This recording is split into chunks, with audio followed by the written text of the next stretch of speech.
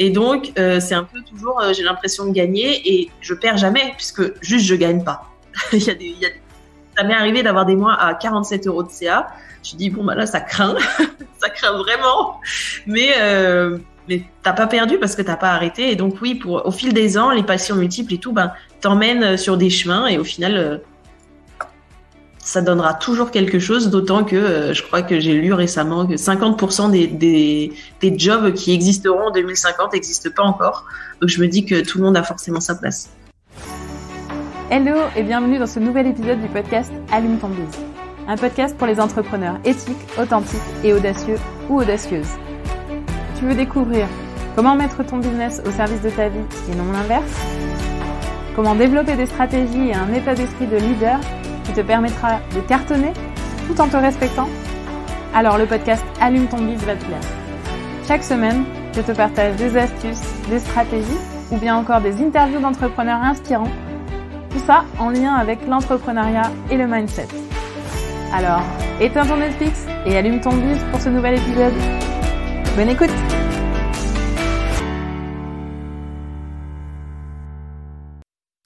Hello et bienvenue dans ce nouvel épisode. J'espère que vous allez bien aujourd'hui et que vous êtes en forme parce qu'il va falloir suivre. Pourquoi ?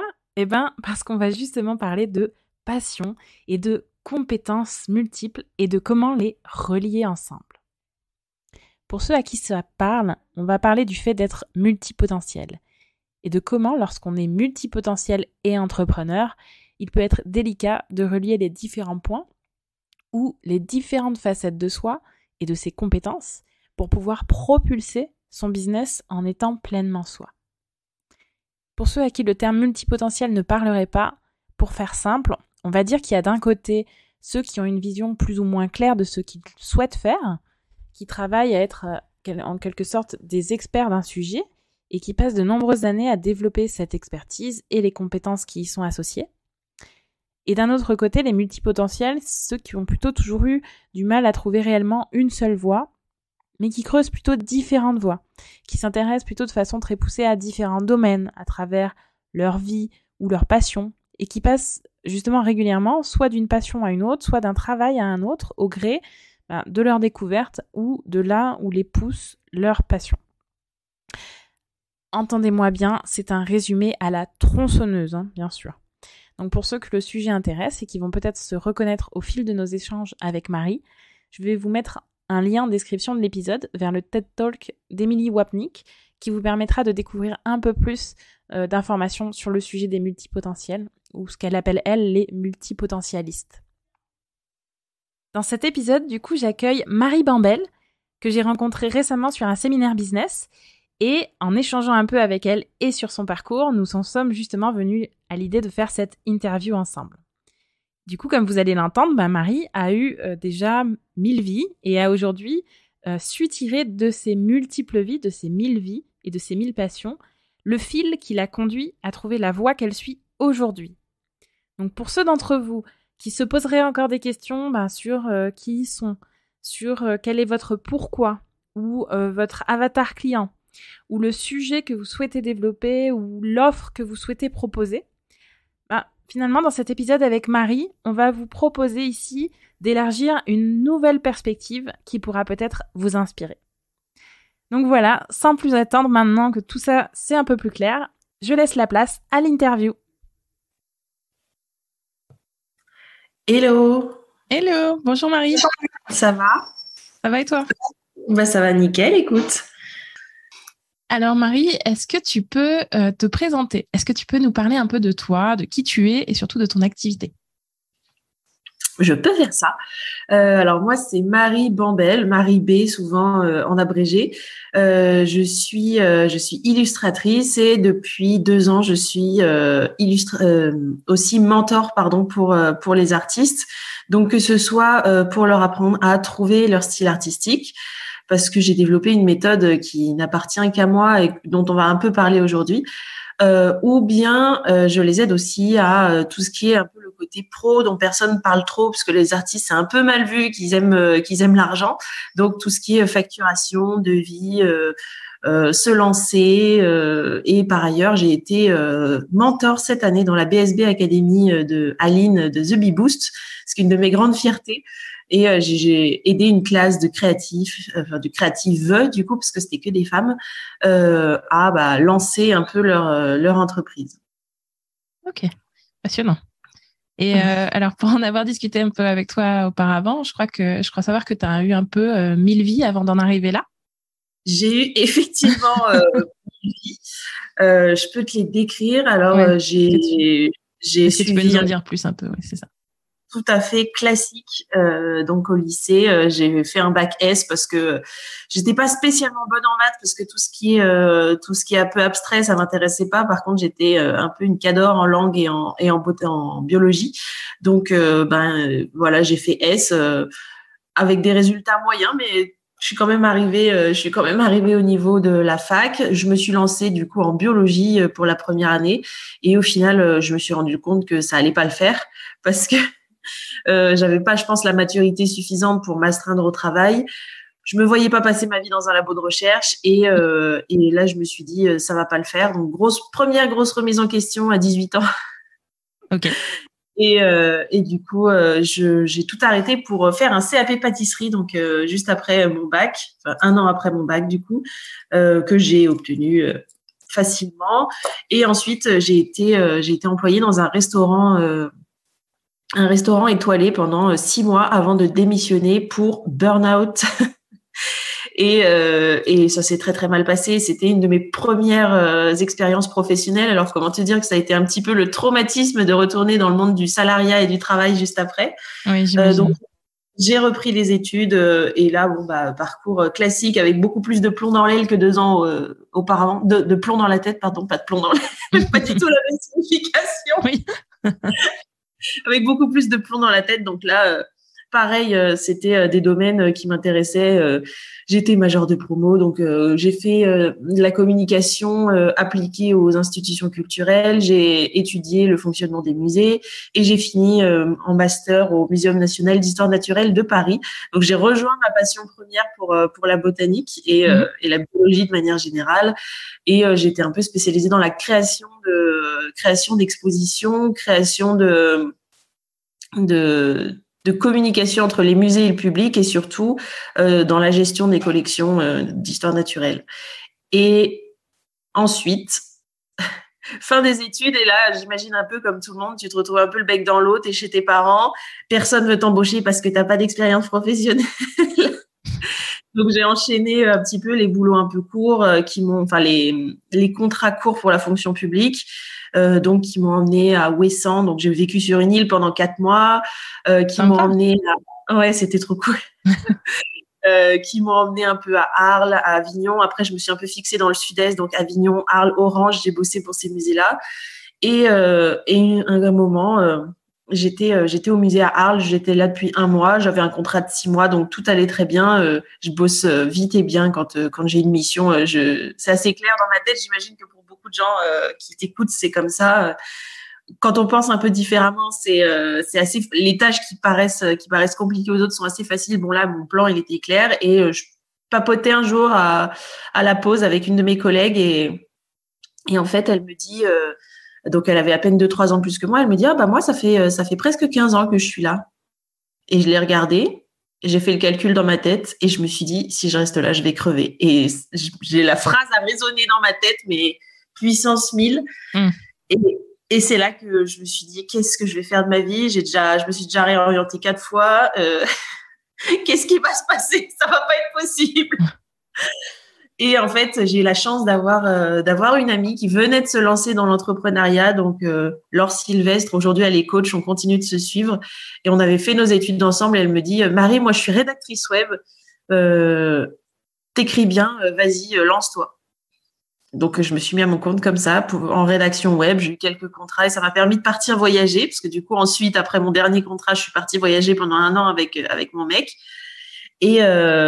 Et c'est là que je me suis rendu compte que écrire, oui. Écrire pour les autres, c'est super chiant. En tout cas, recommençais à m'ennuyer, je suis retombée dans la boucle, le salariat, les comptes à rendre et tout. Et c'est là que je me suis dit, ça va pas aller du tout. Et en fait, c'est ça que j'ai oublié de te dire quand même, un parcours important, parce que j'ai pas fait d'études artistiques.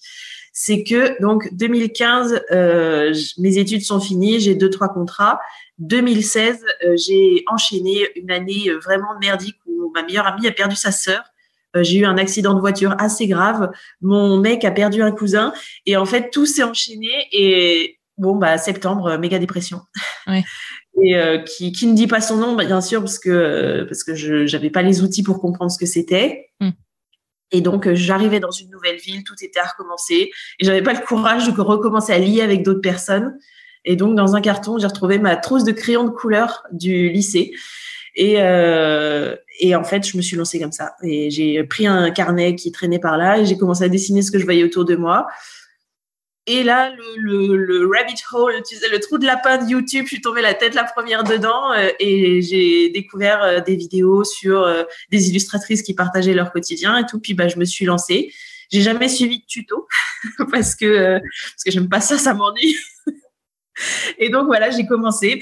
Et puis au bout d'1 mois, je me suis dit, en fait, c'est peut-être ça que j'ai envie de faire.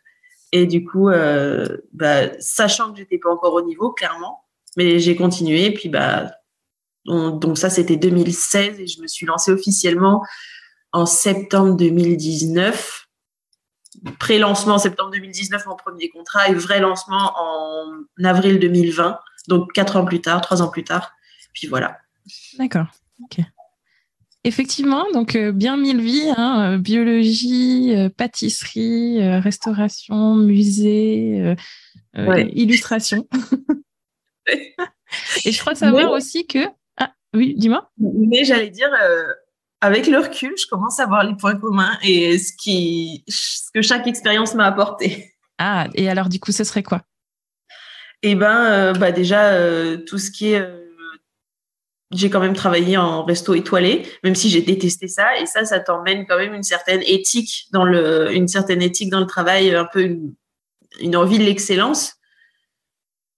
Pour ce qui est des musées, tout ça, apprendre à communiquer sur mon travail, à le montrer, savoir que, par exemple, le syndrome de l'expert, je ne sais pas si ton audience sait ce que c'est, j'imagine que tu en as déjà parlé. Alors, mais, pas forcément, donc vas-y, je t'en prie, si tu veux bien expliquer, comme ça, justement, ceux qui ne connaissent pas. Voilà, donc le syndrome de l'expert, c'est exactement ce que je viens de faire. C'est penser que tout le monde sait ce que soi on sait. Donc, par exemple... dans les musées, ça c'est mal vu parce que quand tu montres un crâne de dinosaure, toi tu te dis voilà, je sais que c'est un dinosaure qui vivait à telle époque, c'est telle espèce, son nom latin c'est ça, etc. Sauf que ton audience en face, peut-être il croit que c'est un crâne de cheval, il sait même pas que c'est un crâne de dinosaure. Et en fait, le syndrome de l'expert, c'est apprendre à repérer tous les moments où tu fais des raccourcis parce que toi tu sais et pour faciliter la compréhension. Donc ça, tout ce qui est médiation des connaissances, ça m'a vraiment beaucoup apporté, notamment dans mon travail de mentor aujourd'hui. Des fois, j'ai l'impression de me perdre dans les détails, mais on m'a jamais fait le reproche, tu vois, pour l'instant. Donc, j'imagine que au final, ça aide quand même pas mal. Pour tout ce qui est botanique, ça j'en ai énormément dans mes dessins. C'est quelque chose que je fais un peu au quotidien. Donc voilà, tu vois, toutes mes expériences, je vois au fur et à mesure ce qu'elles ont pu m'amener. Ça marche. Et du coup, à côté de ça, on m'a dit dans l'oreillette aussi que tu avais également 1000 passions. Est-ce que tu veux bien dire aussi un petit peu, juste que pour que les auditeurs se rendent compte un peu de la façon, de l'éclectisme finalement de tes passions.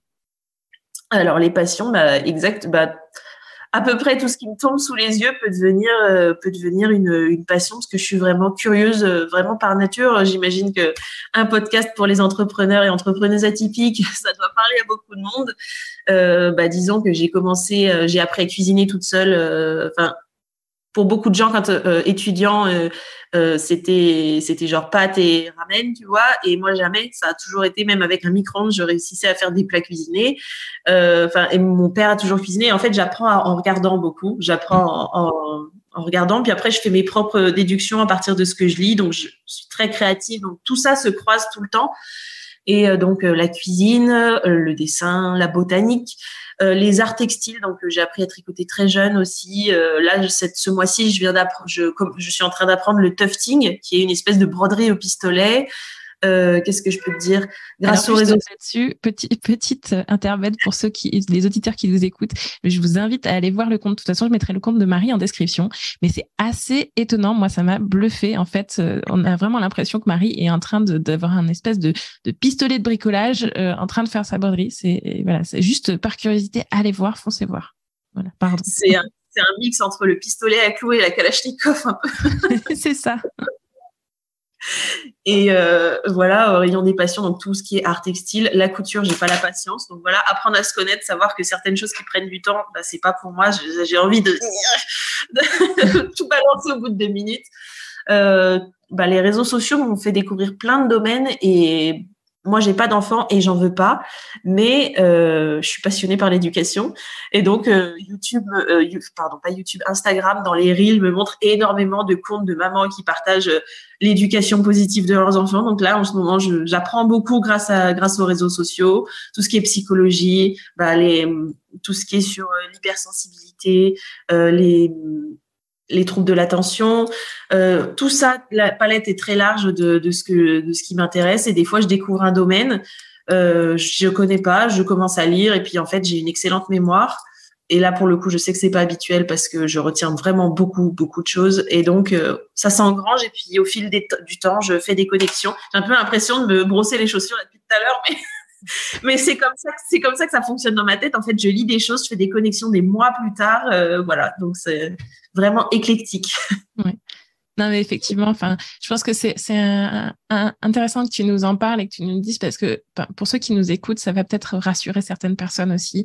Parce que, enfin, moi, je sais aussi pour l'avoir vécu que pendant longtemps, en fait, j'ai caché certaines choses que je faisais parce que j'avais l'impression que les gens en face de moi allaient se dire mais il y a zéro cohérence quoi. La nana, elle passe du coq à l'âne comme on dit. Il y a zéro cohérence, c'est trop bizarre.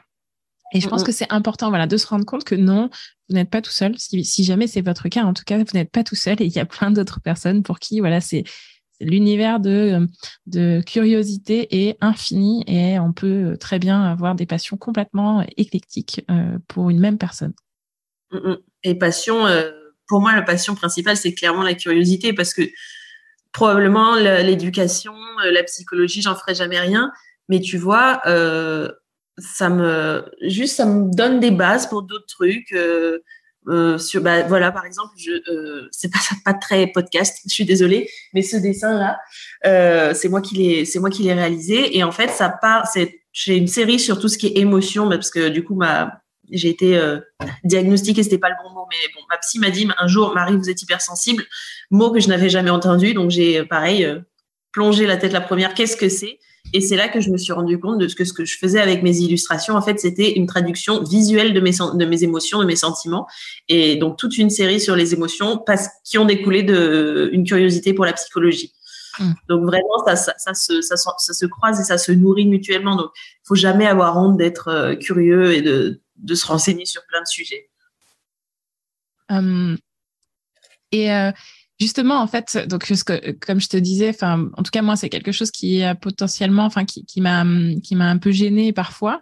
Je suppose que pour toi aussi, ça a peut-être pas dû être facile tous les jours pour trouver un peu de la cohérence dans tout ça, finalement, dans tous ces sujets divers d'apprentissage, de passion. Qu'est-ce que tu t'es dit un peu au fil des ans, en fait? Alors, effectivement, ça n'a pas été facile du tout. À un moment, il y a quand même eu plein de moments où je pleurais dans les bras de mes parents en disant mais qu'est-ce que je vais faire? C'est toujours pas ça. Je sais pas ce que je veux faire. Et quand tu vois d'autres personnes qui ont ton âge et qui commencent à acheter une maison, avoir des enfants, tu vois, avoir la vie classique, qui était classique jusqu'à il y a pas longtemps, mais donc le parcours, tu vois, et tu dis mais moi je suis encore en train de me dire qu'est-ce que je veux faire dans la vie, pourquoi eux ils arrivent à se forcer à aller au travail et pas moi quoi. Et vraiment c'est une chose et j'insiste sur le mot forcer parce que pour moi le travail salarié a toujours été obligatoire, forcé parce que ça m'intéressait pas et en fait c'est là que je me suis rendu compte pour répondre à ta question. au fil des ans, j'ai fini par me rendre compte que ce qui me plaît, ce qui fait que je continue à avoir une entreprise d'illustration alors que ça aurait pu me lasser comme tout le reste, c'est le fait que je suis ma joie. Et c'est hyper important et c'est une leçon que j'ai appris encore plus cette année. Le fait de suivre sa joie, c'est quelque chose, c'est ça qui empêchera d'être lassé. Si t'es toujours si t'es toujours en train de suivre quelque chose qui te fait plaisir et de développer un projet qui te fait plaisir, à partir de ce moment-là, tu vas pas te lasser. Surtout que si vous êtes comme moi, c'est un peu voir l'entrepreneuriat comme un jeu. Mon entreprise, c'est clairement un jeu. Je gagne pas d'argent, je gagne des points.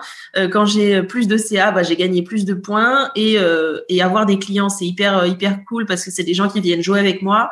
Et c'est un peu comme ça que je vois la chose.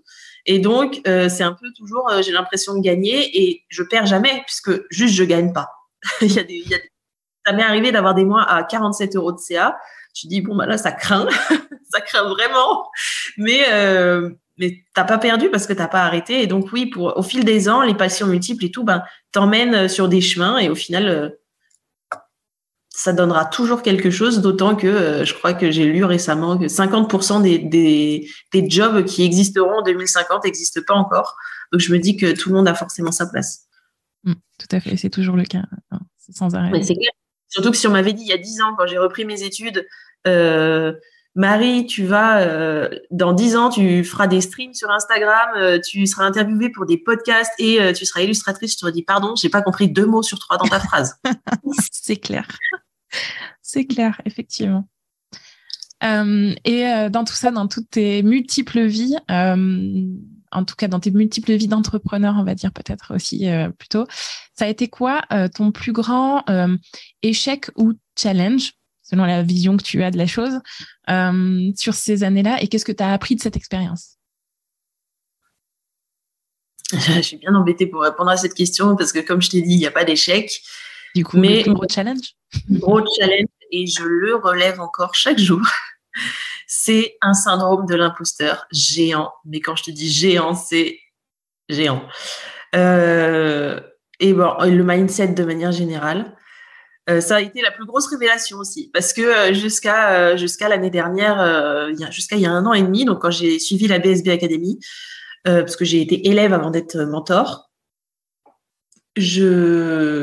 pour moi, le coaching, c'était vraiment du bullshit à la limite des dérives sectaires, tu vois. C'était, mais oui, c'est ça, tu vas t'habiller en blanc, bouffer des graines, etc., etc. Et en fait, j'ai découvert le coaching et le travail sur le mindset dans la BSB Academy grâce à Aline qui a pensé à tout et à Raphaël Torel qui est un coach que je recommande à tout le monde. Il est incroyable. Et en fait, c'est là que j'ai eu des déclics à répétition et surtout qu'à ce moment-là, on était en live avec lui et il y avait le chat comme sur Zoom, quoi, le chat écrit à côté.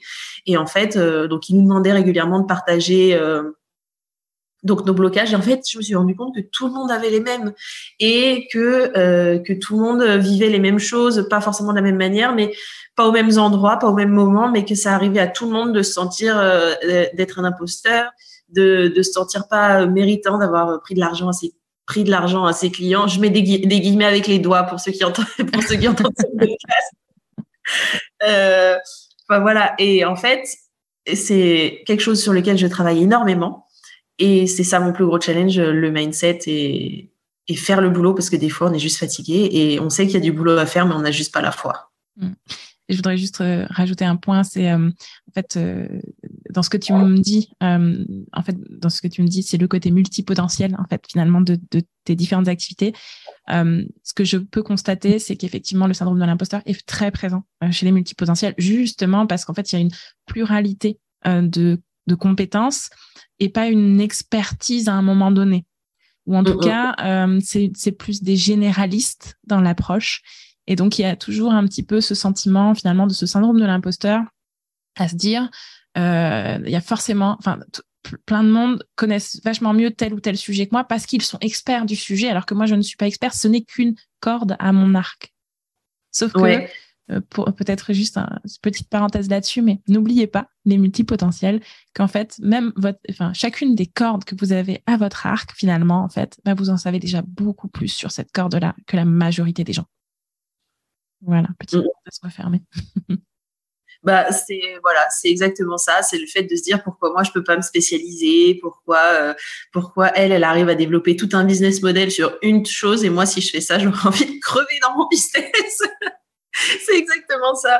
Ouais. Donc au final, je me suis sur le fait d'être multipotentiel, j'ai longtemps été complexée parce qu'en fait toute ma scolarité j'ai jamais bossé. J'ai toujours vécu sur mes bases en fait. Moi j'entends quelque chose, je le retiens, je fais des ponts et ça marche. Mais et du coup encore aujourd'hui j'ai toujours l'impression de devoir me former plus, de devoir toujours plus apprendre parce que justement il y a cette espèce d'impression d'être une imposture parce que tu vis sur tes acquis, t'as pas vraiment appris mais tu sais quand même. Donc c'est toujours un peu cette impression-là. Et ce que je disais, c'est que j'ai eu une espèce de révélation quand on s'est rencontrés au Bichot,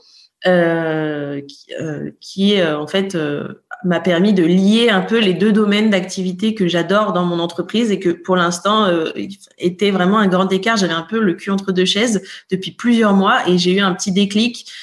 Donc, je suis artiste, je suis illustratrice, je vends mes dessins. Bientôt, je vendrai des prints aussi sur ma boutique, donc des produits physiques. Donc, je vends ma prestation de service et des produits physiques. Mais aussi, j'adore enseigner l'entrepreneuriat, le développement d'entreprise. Et c'est vraiment ce que je disais tout à l'heure. C'est un jeu et je me voyais pas faire le choix entre les deux. Et j'ai réalisé en fait que je pouvais lier les deux, mais des fois, ça prend des mois avant de faire la réalisation, la petite connexion qui fait, voilà. Donc, je vais pas tarder à lier les deux et à développer j'ai déjà un atelier qui est créé pour le mois de novembre qui sera sur comment tarifer, fixer ses prix, etc. pour les illustrateurs, parce que ça, c'est vraiment une question qui revient beaucoup chez les débutants. Et voilà. Donc, c'est des fois, les connexions mettent du temps à se faire. Mais il y a toujours un petit déclic à un moment. Alors du coup justement parce que donc tu as parlé des deux univers, comment tu vas relier ces points-là pour reprendre ton expression, comment tu vas relier ces points et qu'est-ce que tu vas proposer finalement, vers quoi tu tends? Eh ben vers quoi je tends? Je tends vers le mentorat business pour les artistes parce que c'est vraiment une communauté où c'est mal vu de vouloir gagner de l'argent. Il y a tout un tas de problèmes mindset qui se retrouvent que chez les artistes. Donc, par exemple, le fait que si tu étais un vrai artiste, tu te ferais pas payer pour ça parce que les artistes, c'est de la passion. Si tu étais un vrai artiste, l'argent t'intéresserait pas. Tu vois, ce genre de choses. Il y a toujours un peu ce mythe de si j'étais un vrai artiste, je crèverais de faim comme Van Gogh et Charles Aznavour dans La Bohème, tu vois. Donc, c'est un point commun aussi avec beaucoup de personnes qui sont dans la relation d'aide. Si tu voulais vraiment aider ton prochain, tu te ferais pas payer pour ça. Donc, il y a beaucoup de points communs aussi. Sur ça. Et les artistes, voilà, je suis pas un vrai artiste parce que je sais pas dessiner de manière hyper réaliste, alors que l'hyper-réalisme, c'est juste une toute petite portion des manières de faire de l'art. Je parle des arts graphiques, du coup, mais ça marche pour tous les arts, en fait. Voilà. Donc, du coup, c'est développer un peu cette relation-là, notamment aider les artistes dans leur relation à l'argent et donc à vivre de leur business. Alors, lorsqu'on a discuté aussi ensemble, tu m'as parlé aussi de tes valeurs. Tu en as parlé là un petit peu tout à l'heure que tu suivais ta joie. Tu m'as parlé un petit peu d'autres valeurs que tu avais. Est-ce que tu veux bien nous en dire un peu plus et comment aujourd'hui elles nourrissent ton business surtout? Ouais. Alors, les valeurs que j'ai mis comme phare pour Bambel Illustration, c'est mes valeurs personnelles les plus fortes, pas les plus fortes, mais des qui sont bien présentes. Donc c'est le féminisme en tout premier, c'est l'ambition et c'est la joie. Donc le féminisme, j'essaye,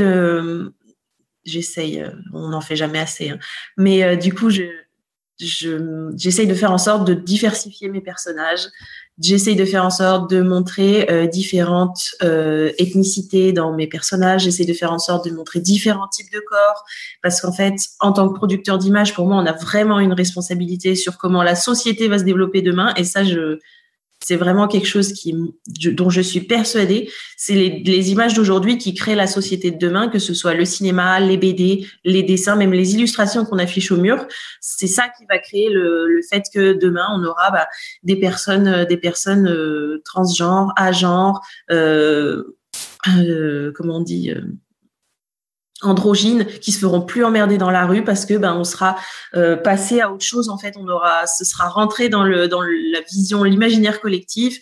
C'est comme ça que on développera qu'on fera diminuer le racisme, qu'on fera etc., tu vois. Et je me dis c'est en tant que producteur d'image et productrice d'image, on a vraiment une responsabilité. Et donc ça, c'est ma grande casquette féministe, mais bon, ça inclut plein d'autres causes donc l'écologie, l'antiracisme, etc.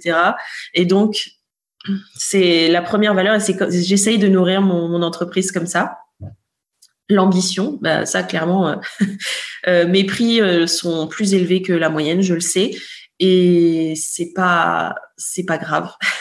J'accepte le fait de faire payer plus et de projeter une image de personnes qui arnaquent entre guillemets les gens, mais je sais que c'est des prix qui reflètent ma valeur à moi et la valeur que je veux mettre dans mon travail, et ça, mon perfectionnisme parfois excessif, mais du coup je baisse pas mes prix.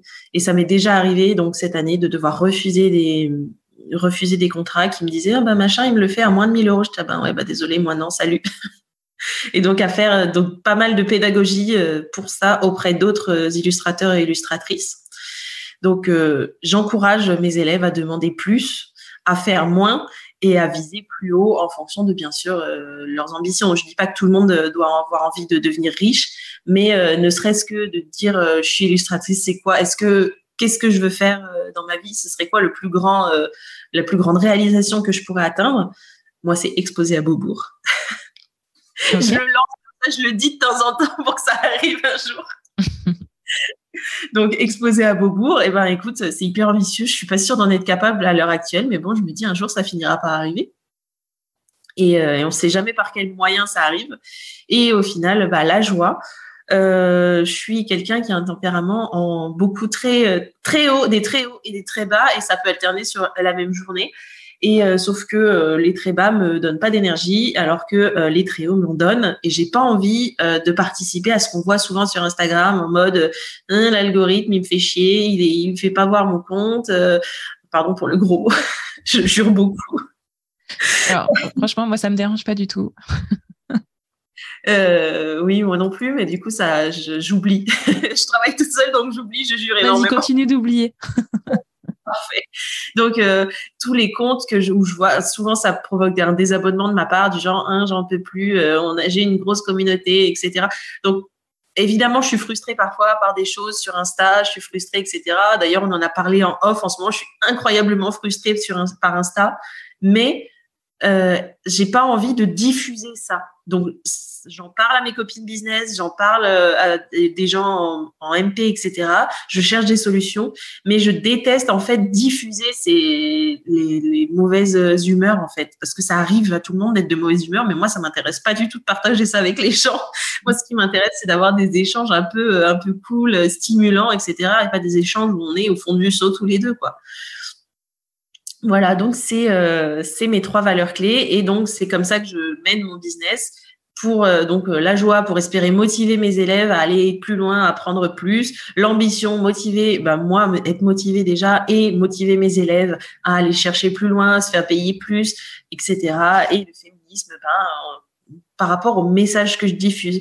Et c'est un peu comme ça que je vois le business, et c'est ça que j'enseigne en fait quand j'ai des élèves, c'est le fait que chaque business est unique, et comment on le rend vivable et joyeux pour soi, donc toujours dans l'idée de suivre sa joie, c'est en incluant ses valeurs, sa personnalité, faire avec les ressources qu'on a, parce qu'on n'a pas tous les mêmes ressources, donc on a certes tous 24 heures dans la même journée, mais c'est pas des heures identiques pour tout le monde. Donc par exemple, moi j'ai pas d'enfant, mais j'ai un énorme chantier à côté, parce que c'est ça que je t'ai pas dit aussi, en ce moment je rénove une ruine. Ok. Donc, je suis en plein milieu d'un chantier en ce moment, donc forcément, si je suis sur mon business, je suis pas en train de monter du placo. Voilà, il y a des gens qui ont des enfants, il y a des gens qui ont une maladie chronique. Enfin voilà, donc on n'a pas tous les mêmes 24 heures, mais le fait de mettre sa personnalité, ses valeurs et tout ça dans son business, ça permet de faire avec ses contraintes plutôt que de toujours essayer de combattre et d'aller contre et de faire comme les autres, alors que les autres, ils n'ont pas les mêmes contraintes en fait. Et justement, dans ce qu'on a échangé, c'est un petit peu aussi ce que tu cherches finalement à enseigner à tes élèves, en tout cas là, dans ce que tu vas proposer. On en a parlé un peu ensemble tout à l'heure aussi, le côté finalement relier les points de ce multiples vies, multiples compétences, multiples casquettes, etc. Pour se propulser soi dans toute sa diversité finalement dans son business. Est-ce que tu veux bien nous en dire plus? Comment tu fais finalement? Comment selon toi on peut relier tous ces points pour une même personne, et comment on trouve le chemin de construction de son activité en reliant tous ces points? Eh ben, c'est un travail. Il n'y a pas à mentir. Le fait est qu'il faut bien se connaître. Et donc, je peux que vous encourager à soit pratiquer le journaling. Il y a plein de listes de prompts pour le journaling qui traînent sur Pinterest. Donc ça peut être un premier départ. Alors juste peut-être en 2-3 mots, est-ce que tu veux bien dire ce que c'est le journaling pour ceux qui connaissent pas? Le journaling, c'est le fait d'écrire dans un journal, tout simplement. Il n'y a pas de mot en français, malheureusement, mais c'est d'écrire un petit peu idéalement tous les jours. Je vais pas vous mentir, je fais pas ça tous les jours. Je le fais quand vraiment je suis dans un gros down, j'ai perdu un peu le pourquoi de mon business. Quand j'ai plus ma joie, en fait, je refais un petit tour d'écriture. Mais en gros, idéalement, c'est tous les jours, au moins 1 ou 2 fois par semaine, c'est pas mal. Et donc, c'est le fait de poser ses pensées sur papier, parce que tout simplement, ça permet d'y voir plus clair. Et il faut vraiment écrire en fait. Tout ce qui est écrit, ce que vous pensez, ça s'évapore dans les 3 secondes qui suivent. Ce qui est écrit, vous allez pouvoir y revenir dans 10 jours, dans 1 semaine. Là, j'ai retrouvé des vieux journaux quand j'ai commencé. Et en fait, j'ai réalisé, donc 2016, et j'ai réalisé que tout ce que j'avais listé dans ce que je voulais faire et tout, j'avais tout fait. Et je m'en étais même pas rendu compte. Et donc là, c'est vraiment une grande joie d'y retomber dessus, mais surtout, ça permet d'avoir ces idées au clair. Et quand on le relit, on voit se dégager des grandes tendances. Donc, voilà, ce qui me provoque des downs, c'est ce genre de situation, ça. Ce qui me remet en selle à chaque fois, c'est ça. Voilà les idées. Tiens, cette idée, j'en parle ici, mais j'en avais déjà parlé 6 mois plus tôt. Il serait peut-être temps de faire quelque chose à propos de ça. Et puis de se rendre compte aussi je me sens pas des phrases qui sortent, dont on se dit pas forcément en pensée, mais qui sortent à l'écrit de manière inconsciente. Donc, par exemple, les phrases du type « je ne suis pas légitime » ou « je ne peux pas encore me lancer parce que blablabla »,« je ne sais pas faire ci, je ne sais pas faire ça ». Et toutes ces phrases-là, c'est des indices, en fait, de points à travailler. Donc ça, c'est la première étape, donc le journaling, qui est une première étape qui est gratuite, parce que c'est vrai qu'on n'a pas tous les moyens au début d'investir dans du coaching. Il y a aussi plein d'outils proposés par des coachs hyper talentueux pour s'auto-coacher au début. Donc des questionnaires d'auto-coaching sur le money mindset, ça aussi pareil, ça se trouve en tapant dans Google ou sur Pinterest, sur le money mindset, sur le syndrome de l'imposteur, etc. Et tu peux me répéter ta question, s'il te plaît? Et du coup, alors tu étais sur le premier point, en fait c'est grosso modo la question, c'est quoi le chemin que tu fais faire à tes élèves finalement pour qu'ils puissent relier les points pour construire leur activité justement en reliant tous ces points-là. Donc, tu parlais du premier point qui était la connaissance de soi. Voilà, premier point, connaissance de soi. Et ensuite, tout ce qui était inconscient, le conscientiser. Donc, se demander quelles sont les valeurs phares que je veux mettre dans mon business, quelles sont mes valeurs phares. Ensuite, les écrire. Et j'aime bien faire ça sous forme de mind map. Donc, tu mets tes valeurs, tu fais partir autant de branches que tu as identifié de valeurs. Et après, tu dis, pour moi, donc l'ambition, je te fais ma mind map à moi, l'ambition, comment je veux traduire ça dans mon business, comment ça peut se traduire, qu'est-ce que ça veut dire pour moi l'ambition? Parce que ça veut pas forcément dire la même chose. on pense souvent que ça va de soi, mais en fait, ça va pas du tout de soi. On met pas du tout tous les mêmes choses derrière les mêmes mots. Donc, il faut toujours, et ça, c'est ce que j'insiste à faire chez mes élèves, conscientiser. Il y a rien qui va de soi. Et c'est toujours un peu le syndrome de l'expert que je combats. C'est, OK, tu me parles de délicatesse. Qu'est-ce que ça veut dire la délicatesse? Bah, évidemment, ça veut dire les couleurs vives. Ah bah non, désolé, pour moi, c'est les couleurs pastel. Donc, c'est toujours faire ça et ça marche pour les valeurs. Donc, l'ambition, qu'est-ce que ça veut dire? Ça veut dire que je pousse mes élèves. Ça veut dire que j'ai des prix plus élevés que la moyenne. Ça veut dire que je vais me dépasser et apprendre et démarcher des galeries à New York. C'est ce que j'ai fait cet été. La flip, je te raconte pas. Mais je l'ai quand même fait. Bravo. Bah, tu vois. Et donc, ensuite, recommencer pour chaque valeur. Le féminisme, qu'est-ce que ça veut dire? Bah, ça veut dire tout ce que je vous ai expliqué plus tôt, etc., etc. Donc, la mind map, c'est vraiment l'outil ultime. Et ensuite, apprendre à connaître sa personnalité. Qu'est-ce qui me bloque dans la vie de tous les jours? Quand j'ai pas mangé, je me sens pas bien du tout et ça va pas du tout et vraiment je suis pas capable de prendre des bonnes décisions.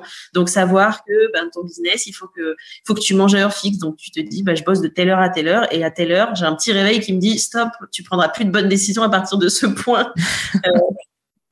Non, enfin, je dis ça, c'est un exemple vraiment en pif, mais moi je sais que par exemple mon business me apportera zéro joie si je suis obligée de mettre un réveil le matin. Donc le matin, j'ai pas de réveil et je dors jusqu'à ce que j'ai fini de dormir.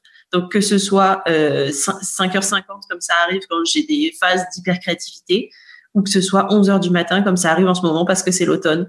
Et forcément, quand je me lève à 11h, je suis un peu énervée d'avoir loupé la moitié de ma journée, mais d'un autre côté, je sais que si j'avais mis le réveil, ça aurait été encore double fou. Donc, voilà, c'est toujours un peu apprendre son fonctionnement, quoi. Son fonctionnement, exactement. Le travailler sur son chronotype, savoir si on est plus du matin ou du soir, etc., etc. Et ça permet vraiment de développer un business à son image. Et point hyper important, identifier ses ressources, que ce soit des ressources financières, des ressources en temps ou des ressources en énergie physique et mentale. Parce que si on fait une dépression, clairement, on a moins d'énergie mentale que les autres. Si on a des enfants, on a moins de temps. Donc, les ressources, voilà. Et se les noter et avoir, du coup, une vision vraiment claire de ce qu'on va pouvoir faire plutôt que de toujours avoir envie de faire plus alors que on ne peut pas faire plus. On a des contraintes et juste accepter les contraintes et organiser son business autour de ces contraintes, c'est quand même déjà pas mal. Okay. Donc, finalement, en récapitulant, on a la connaissance de soi, la connaissance de ses valeurs et surtout la mise en action de ses valeurs dans concrètement ce que ça veut dire dans son business et la connaissance fine de son fonctionnement et de ses ressources propres. Ouais, exactement. Tu l'as très bien dit. Merci. C'est une synthèse que je n'ai pas, par exemple. Ok. Et justement, du coup, en quoi, selon toi, relier tous ces points pour une personne, c'est vraiment important? En quoi être vraiment soi avec toutes ces facettes? Donc, du coup, toi et tes 1000 vies et tes multi-passions et toutes tes valeurs que tu nous as décrites et ton fonctionnement, en quoi ça peut vraiment propulser son business? Eh bien, parce qu'il y a beaucoup moins de résistance, tout simplement. Enfin, je veux dire, quand on est adapté à ses horaires de sommeil, ne serait-ce que ça, quand on est adapté aux horaires de ses gosses, quand on est adapté au fait que, j'ai pas l'énergie, mais je peux faire qu'une seule chose par jour, je vais le faire, je la fais bien, mais ok, c'est qu'une chose par jour, mais j'y vais à fond. Il y a plus de friction en fait. On n'est pas toujours en train de se dire ah ouais, mais ça m'arrive encore. Hein, je vais pas te mentir. Il y a des fois, j'ai des copines, je suis hyper, comment on dit, ce qui m'est venu, c'est le mot anglais, je suis flabbergasted, je suis stupéfaite. Je suis stupéfaite de ce qu'elles arrivent à accomplir. Et des fois, ça me complexe. Mais je me dis, d'un autre côté, si je fais ça, moi, en une semaine, je suis malade. Et en fait, mon corps me fait comprendre que j'en fais trop en ayant des angines à répétition. Et je sais que quand j'ai une angine, c'est que j'ai trop tiré la corde la semaine d'avant. Et ça, je le sais. Et j'ai pas envie d'avoir d'angine parce qu'une angine, ça veut dire une semaine de stop complet au lieu d'avancer à petits pas. Donc, je préfère avancer à petits pas en continu plutôt que de faire un énorme pas et puis après plus rien pendant 2 semaines parce que je me serais cramée. Donc, c'est voilà, quand tu as un business qui te ressemble, qui est 100% toi, sur lesquels tu as réfléchi avec tes valeurs, etc., il n'y a plus de friction. Parce que pareil, quand tu as réfléchi à tes valeurs, tu t'es plus sans arrêt en train de te dire oh là là, mais je dis ça, mais on va pouvoir me reprocher ça, mais ça va pas aller, je suis en train de dire des conneries. Non, tu dis pas des conneries, tu dis quelque chose en quoi tu crois foncièrement. Et donc c'est quelque chose, enfin voilà, je peux pas dire mieux que le fait d'avoir un business qui nous ressemble, de relier les points, etc., ça efface les frictions qu'il peut y avoir. C'est le chemin de moindre résistance. Exactement. C'est le beurre sur le plat. Le beurre sur le plat, ça marche. Qui empêche les Je connaissais pas cette expression-là. Non, c'est pas une expression, c'est une citation de Kaamelott. Ah, d'accord. Celle-là, je l'avais pas. Ça marche. Ok. Pardon. Ça marche. Alors, on va arriver à la fin là de l'épisode. Du coup, j'aimerais te poser un peu les questions signatures. C'est quoi pour toi les éléments de mindset qui t'ont le plus aidé ou le plus fait grandir? Qu'est-ce que tu as appris de ces éléments-là qui t'aident au quotidien dans ta vie d'entrepreneur? Alors, le point mindset qui m'a le plus aidé, c'est plutôt de découvrir l'existence du syndrome de l'imposteur. Et donc, une fois qu'on l'a découvert, déjà, la moitié du chemin est fait. Parce que quand tu as des petites phrases du genre « je suis pas prête »,« je vaux pas le coup »,« pourquoi moi », etc. qui se pointent, tu peux te dire « ah, mais ça, c'est Patrick qui revient faire son relou ». Voilà. Ton syndrome de l'imposteur, tu lui as donné le petit nom de Patrick, c'est ça? C'est pas mal de copines ont appelé leur syndrome de l'imposteur Patrick. J'ai une autre copine qui l'a appelé Alain Imposteur. Le mien, il n'a pas de nom. Le glaireux. Donc, qui revient à travailler le syndrome de l'imposteur et ça. Et c'est assez lié du coup avec le money mindset, qui est quelque chose qu'on néglige énormément, mais si on fait pas le boulot, il faut le faire. Voilà, c'est vraiment découvrir l'existence du syndrome de l'imposteur et du money mindset. Je suis désolée, c'est pas du tout original, c'est vraiment le truc le plus bateau qu'il y a, mais c'est des choses que je travaillais l'année dernière, que j'ai dépassées et qui sont revenues par la petite porte, comme tout le monde en fait, et se rendre compte que quand on combat quelque chose, il faut s'attendre à le voir revenir. Parce que ça arrive à différents stades de développement du business et de développement de soi et de son mindset. Donc, du coup, savoir que, ok, j'ai combattu le syndrome de l'imposteur et j'ai mis mes premiers dessins en vente, c'est passé. Et 1 an plus tard, ça repart et tu te dis, ah, je sais, c'est lui, voilà pourquoi je fais pas telle ou telle chose. Donc, voilà, le point mindset qui m'a le plus aidé, c'est ça. Et si je peux partager une petite phrase avec toi, vas-y. Et un jour, ce sera facile. Et c'est quelque chose que je dis tout le temps à mes élèves et que je me répète et qui m'a vraiment beaucoup aidée. C'est le fait que quand on se lance, il y a tellement de choses à apprendre. Et même quand on est très performant dans l'accumulation d'infos et les recherches, etc., c'est quand même hyper compliqué de apprendre à gérer une newsletter, apprendre à créer son site, etc., etc. Et au final, moi, la phrase qui m'aide à avancer les jours où je me dis, mais enfin, j'y arriverai jamais, c'est un jour, ce sera facile. Il y a toujours un moment où ça va pas aller parce que on est débutant. Et puis, on va refaire la tâche encore et encore. Et au final, un jour, on n'y pensera même plus et ce sera facile. Et aujourd'hui, j'envoie des newsletters en claquant des doigts alors que il y a 1 an, je comprenais même pas comment fonctionnait MailerLite. donc voilà, un jour, ce sera facile. Ça marche. Effectivement, tout le monde commence même les comptes Instagram qui ont des centaines de milliers de followers et tout ça, ils ont commencé à 0. Ceux qui ont envoyé des newsletters, ils ont bien commencé par une première newsletter un peu pas terrible, sans doute, quand ils reviennent en arrière. Tout le monde commence par ce chemin-là. Ça marche. Et ce serait quoi le conseil que tu donnerais, le conseil ultime, tu vois, si tu ne devais en choisir qu'un seul, ce serait quoi le conseil que tu donnerais à ceux qui nous écoutent? Ah là là, c'était. Je sais que la question est difficile. C'est ça. Le seul conseil que je pourrais donner, c'est accroche-toi à ton slip, ça va décoller, quoi. J'aime beaucoup. Non, plus sérieusement, est-ce que ça peut être un conseil de lecture? Vas-y, je t'en prie. C'est comme tu veux. Alors, la lecture du livre de Denise Duffield Thomas qui s'appelle Chillpreneur et qui a été un énorme boom dans ma tête cet été.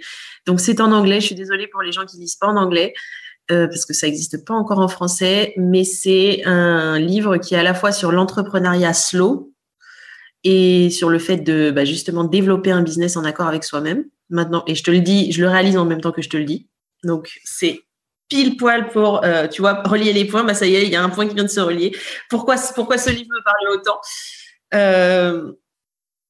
et qui t'explique comment, en gros, développer un business qui te soutient et sans t'épuiser, sans te cramer, sans faire plus. Enfin, et c'est vraiment un livre qui a un peu vraiment changé ma vision du business. Et la phrase clé du livre, c'est protéger la poule aux œufs d'or. Et la poule aux œufs d'or, c'est qui dans ton business? C'est toi. Si tu te crames, si tu fais des choses qui te plaisent pas et que ça te déprime, si t'as plus ta vision créative, si tu fais des choses qui sont pas alignées, c'est le mot un peu à la mode, mais si tu fais des choses qui te correspondent pas, la poule aux œufs d'or, elle va mourir et il y aura plus d'œufs d'or et le business, il sera fini. Et en fait, je ne connais pas encore ce livre, mais ça me parle beaucoup ce qu'il dit, donc je pense que je vais aller regarder. Je conseille à tout le monde. Et donc Denise DeFille Thomas, elle a aussi écrit un livre qui s'appelle Get Rich Lucky Bitch, qui est une de mes bibles. Elle est sur ma table de chevet. Je relis des petits passages de temps en temps. Le livre est tout froissé, tout corné. Il y a des taches de gras dessus. J'ai lu en mangeant, mais voilà. Denise DeFille Thomas, elle a écrit 2 livres. Elle en a écrit plus, mais ces 2-là, ils sont vraiment top. Ça marche. Je mettrai, pour ceux qui nous écoutent, je mettrai les liens aussi en descriptif, donc vous pourrez tout retrouver en bas de l'épisode. Enfin, en bas, à côté, je ne sais pas où vous regardez, mais en tout cas dans la description de l'épisode. Ça marche. Merci Marie pour tout ça. Et si on veut te retrouver, on te retrouve comment et où? Alors, on me retrouve sur Instagram, sur bambel_illustration. C'est là que je partage le plus. Sinon, j'ai une newsletter qui est accessible sur bambelillustration.com/newsletter, dans laquelle je partage plein de conseils pour apprendre à dessiner, même si on n'a jamais fait d'études artistiques, pardon. Et puis pour développer son mindset, développer son business artistique, tout ça. C'est des choses que je partage pas ailleurs, donc j'aime beaucoup écrire cette newsletter. C'est un petit peu le moment où j'écris à mes potes. Et puis voilà.